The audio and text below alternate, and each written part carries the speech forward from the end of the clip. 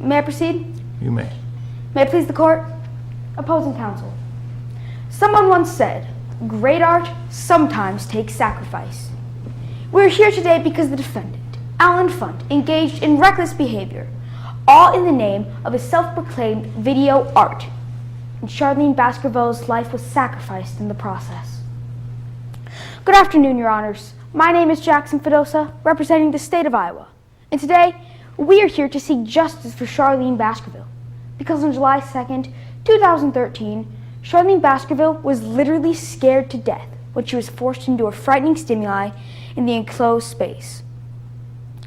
We will prove that the defendant is guilty, beyond a reasonable doubt, of involuntary manslaughter.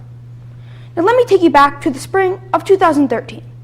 I'll set the scene and introduce the characters. The defendant produces reality films where he attempts to frighten unsuspecting bystanders in order to capture their reaction to fear.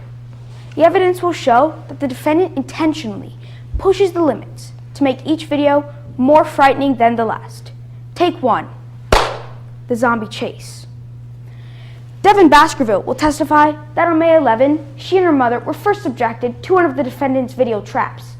On that day, as they ran to escape the zombie chase, Devin fell and severely injured her ankle.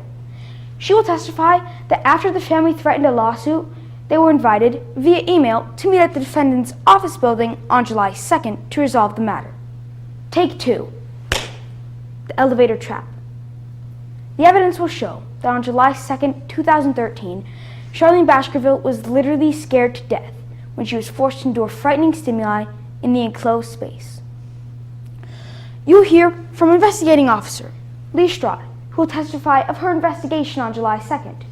She will also testify of her numerous warnings, telling the defendant that his pranks were getting out of hand. She will also testify that the defendant even admitted he recognized the Baskervilles when they arrived that morning. Cardiologist Dr. Drew Watson will testify that in his expert medical opinion, Charlene Baskerville was literally scared to death when she was forced to endure frightening stimuli in the enclosed space. Now we anticipate the defense to attempt to argue to the defendant that this was a terrible accident that could not have been predicted.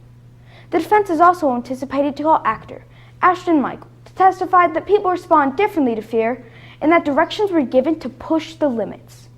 Alberta Milgram, PhD, under the defense witness, is anticipated to attempt to discredit the testimony of Dr. Watson.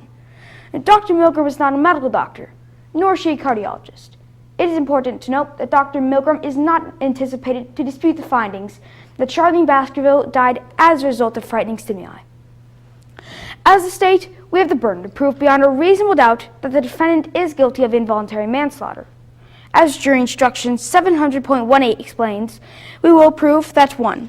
On July 2nd, the defendant recklessly constructed a fake elevator, causing Charlene's death. 2. The defendant did the act in a manner likely to cause death or serious injury. And 3. By doing the act, the defendant unintentionally caused the death of Charlene Baskerville. Importantly, the state does not have to prove intent. We only have to prove that the defendant was reckless under the law and could or should have reasonably foreseen the harm would result from the act.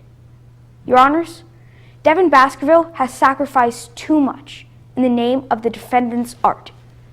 We are confident that we will prove beyond a reasonable doubt that the defendant is guilty of involuntary manslaughter and ask you to render a guilty verdict.